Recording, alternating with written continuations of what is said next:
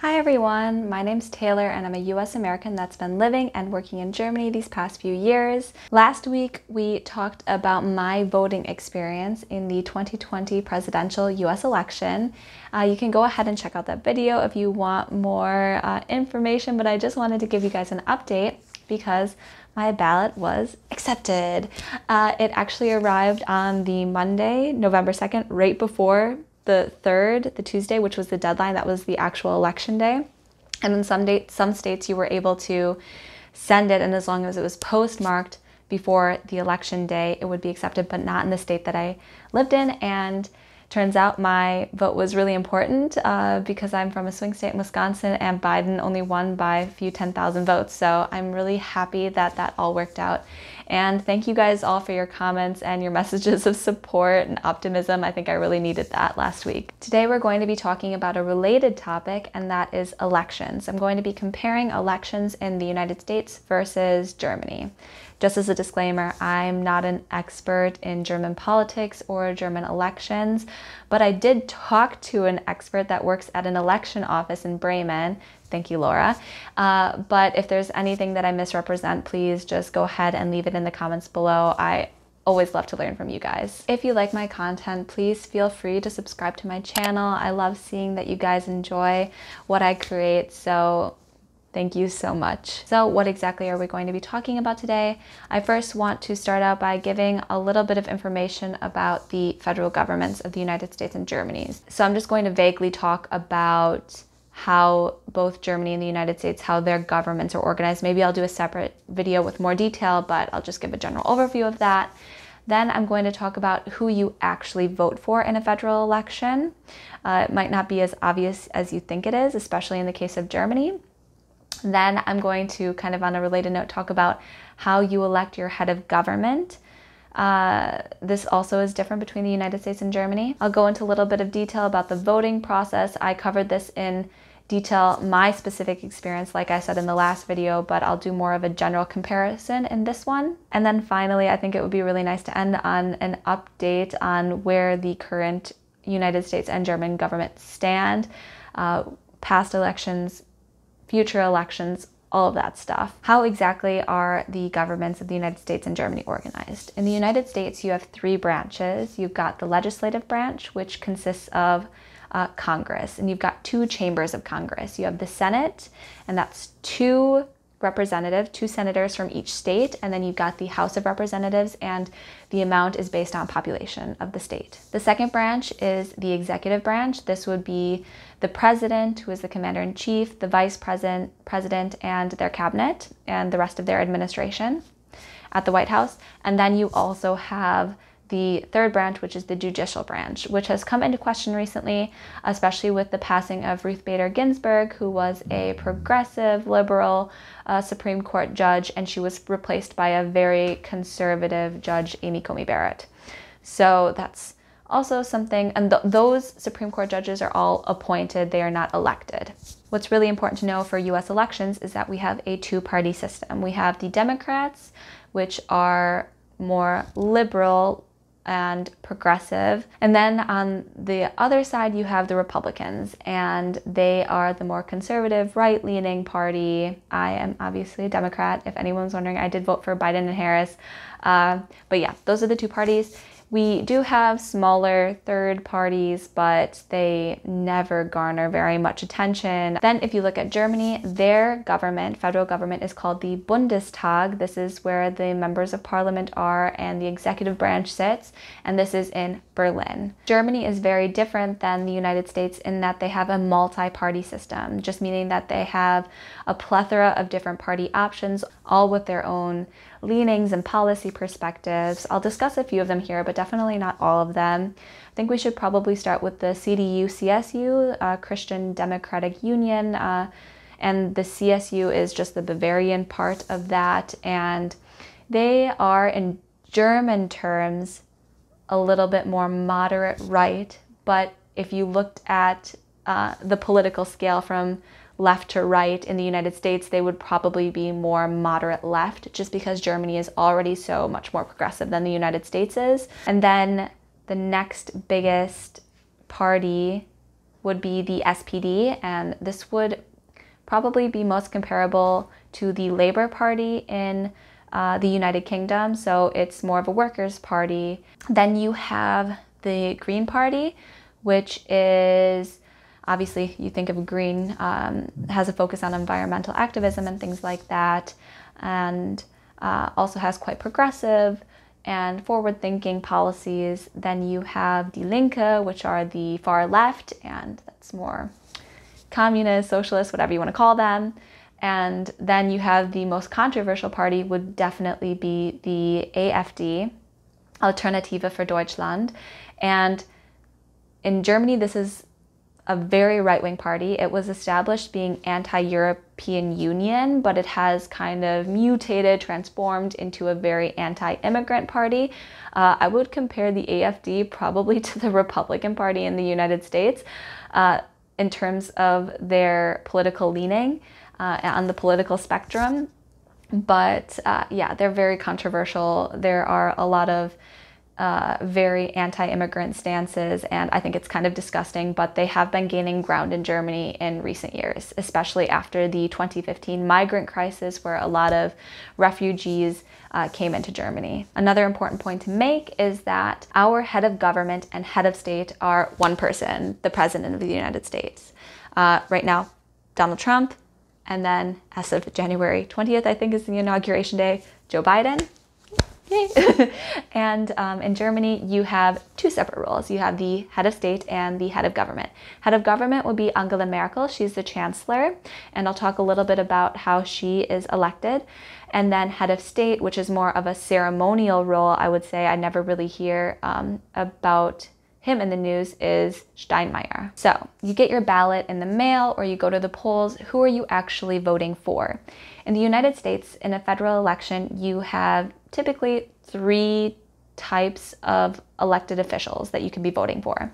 You have your executive branch officials, your president and vice president, and their names are directly listed on the ballot. Again, go watch my video from last week. And usually you'll have 4 options or so, your 2 main parties, and then any other third-party candidates. And then you also have any of your senators from your districts or House of Representative district elected officials that you could also be voting for on the federal election ballot. The rest of the officials that you'll find in Washington, D.C. in the federal offices are usually appointed officials, like the cabinet of the executive branch, for example, would be all elected by the president. In Germany, the system, I think, is a lot more complicated. Like I said, the legislative branch of the German government, the German federal government, is called the Bundestag, and there are 598 members of parliament, technically. There are actually more than that. I think there's around 700 members of parliament currently because of a technicality. I'm not really going to go into detail about it. It's also up for debate right now, but it's just also good to keep in mind. So how are these members of parliament elected? Those are the people you're really voting for in a federal election. So you have 2 votes. So for the first vote, the district officials that you vote for are based on population of regions. So 299 of the 598 seats are actually based on population of a region. And then the rest of the seats are based on party votes. And this pretty much is going to determine what percentage of a party is going to be represented in the Bundestag. It's a little confusing. The problem arises when people split their tickets, as in they vote for one party, but the district official that they vote for is from a different party.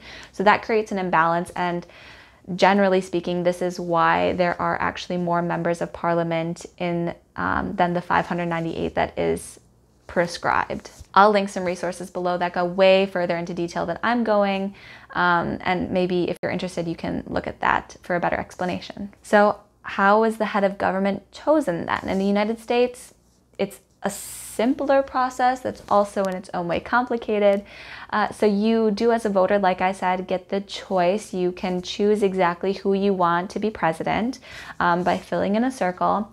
But like I said in my last video, 1 vote does not equal 1 vote because of something called the Electoral College system. Every state gets a certain amount of Electoral College votes. So for Wisconsin, for example, we get 10 Electoral College votes. 8 of those votes are based on our population size, and 2 of them are based on Senate seats. So you've got a state like California that obviously has a way higher population, and in that case, their 2 Senate seats added to a way higher number of electoral votes, they're not as significant. That means that the people in Wisconsin have more power, more voting power than someone else from a more populous state. Another interesting thing about the Electoral College, say for example, just in this past election for Trump, you've got 51% and 49% or something like that. Nearly 50-50. You would think, okay, then you would split your electoral votes, 5-5 or 6-4. But what actually ends up happening is that for the majority of states, whoever wins the majority of the votes actually gets all of the Electoral College votes. So it's a very complicated system, and it's a bit archaic in my opinion and doesn't make that much sense. I do believe that one person should equal one vote, but that's the way that the United States has done it since its founding. So there's that. In Germany, how does the head of government get elected?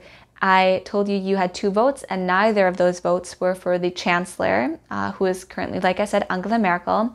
So how does someone like her get elected? What happens is you have your election, you see what percentages of each party are there in the Bundestag.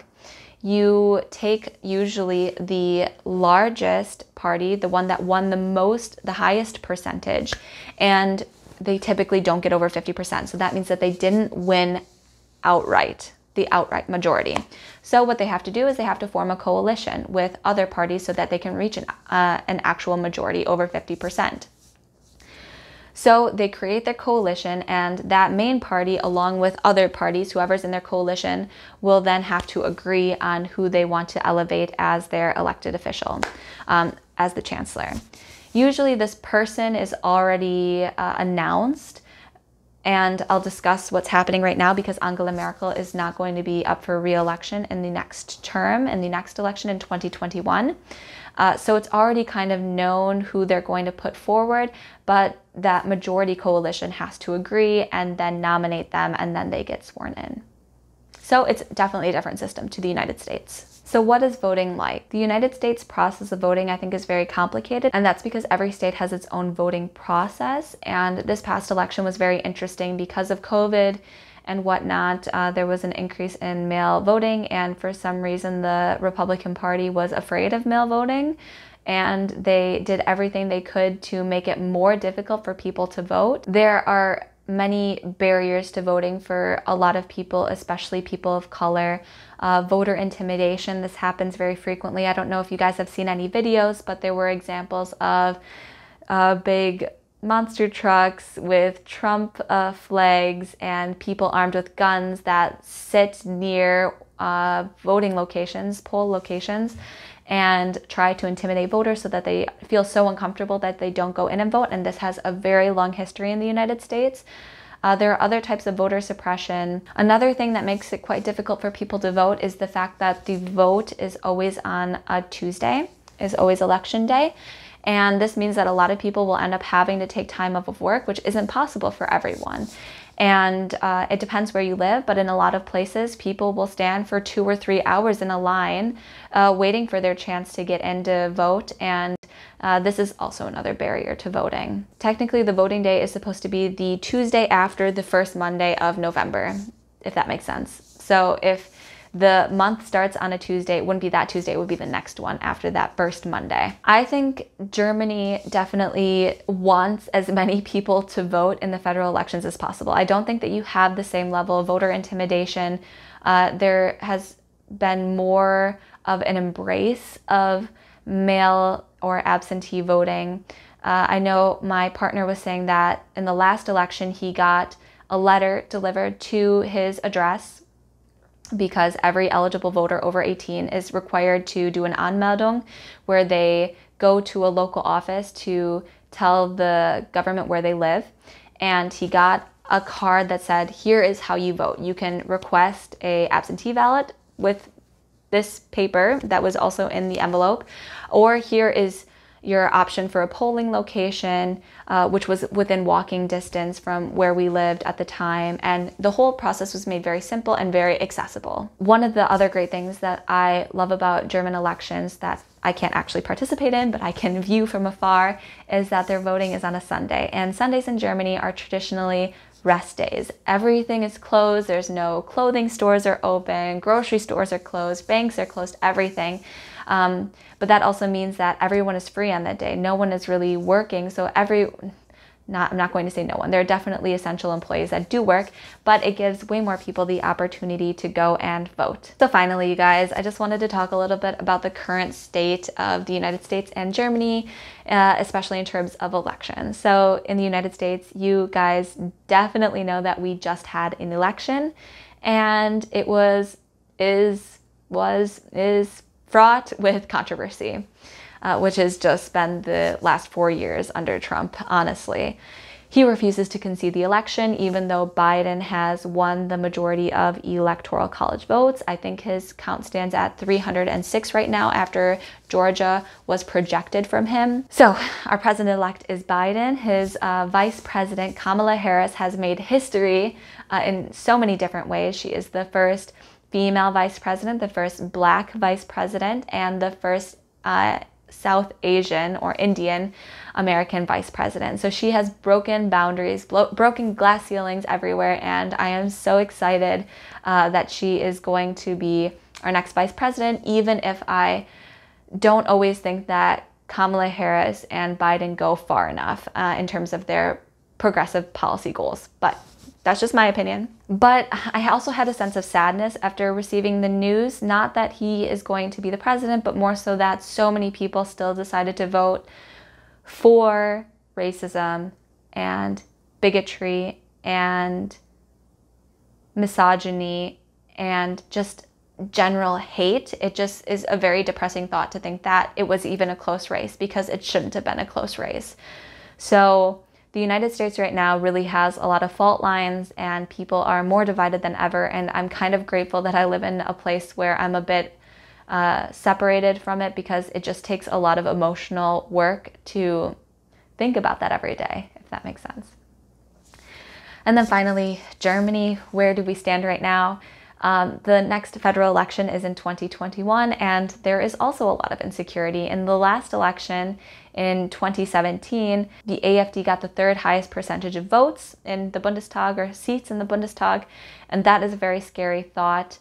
Angela Merkel, like I said she is no longer going to be running for office or going to be in the running for chancellor, and she has been a figurehead. Whether you agree or disagree with her, she has brought a lot of stability, I feel like, to Germany in a time where Brexit is happening and Trump is in the United States and there's no global leadership and whatever, you know? So I think that she will be missed in a way simply for that. It's also a time of instability because there is no strong leader of a party that has really come forward that I know of. I don't even think the CDU really has a person yet, or they might have like multiple people that are in the running, but no one is really begeistert, like excited for them. And I mean, German politics in the end isn't as dramatic and thrilling as United States politics is. Maybe this is a good thing, I don't know. But that's just kind of where things stand right now. Both countries have elections every 4 years, but I guess we'll just have to wait and see what the future of both countries looks like going forward. Thank you guys so much for joining me today. I'm sure you guys will have a lot of comments. Leave them below. I'll look at them and respond to them if I have time. I appreciate you guys so much, and I hope you guys have a lovely week. I'm sorry about the video quality this week. I'm recording in the dark and I don't have one of those fancy halo lights, but I guess you guys will get over it. Okay, I will see you guys next week. Stay safe and healthy.